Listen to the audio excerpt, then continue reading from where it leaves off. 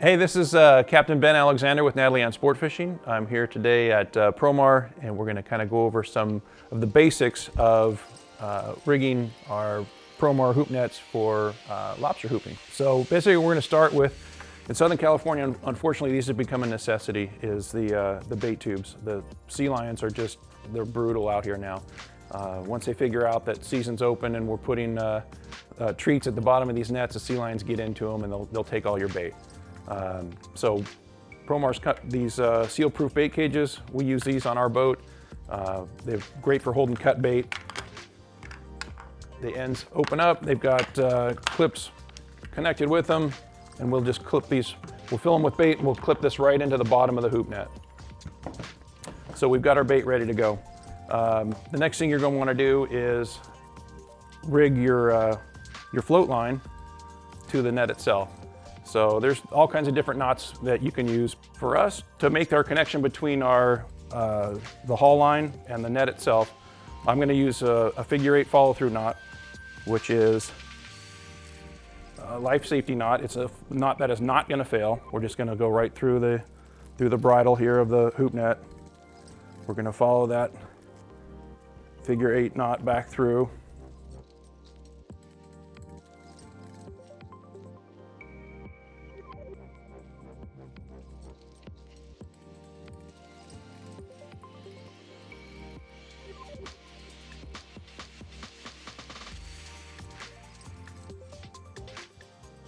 Now your haul line is going to come up and we're going to have a float on the surface. So the haul line is going to go through your float, and then we're going to make another loop on the end. Just a half hitch loop. It's very important to weight these ropes.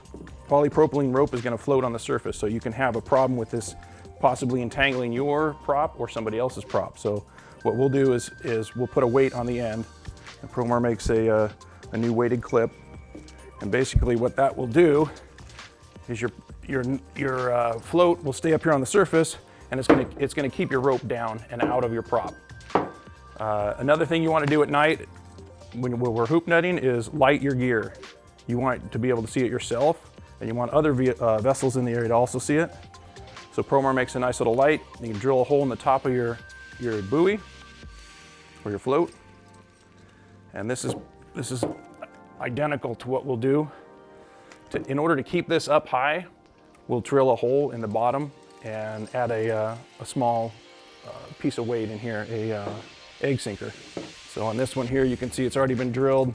There's a lead egg weight that's been placed in there, and the hole drilled on top to hold the light, and basically that'll balance itself. What else you can see on here is the reflective tape. This is something else that we use on all of our floats, is reflective tape. So you've got your light, and then we also use a spotlight on our boat to help locate the floats. And these are, you can see it from a mile away. It's great you hit any type of light on this and it'll reflect right back at you, so you know where your gear's at.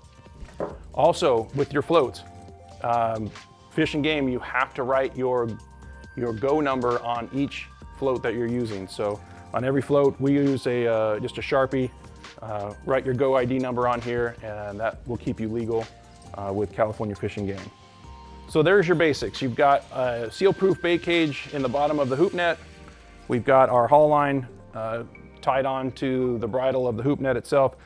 This runs up to our buoy, which is lighted, also has reflective tape and our go ID number on it, weighted on the end to keep this safely underwater instead of floating on top.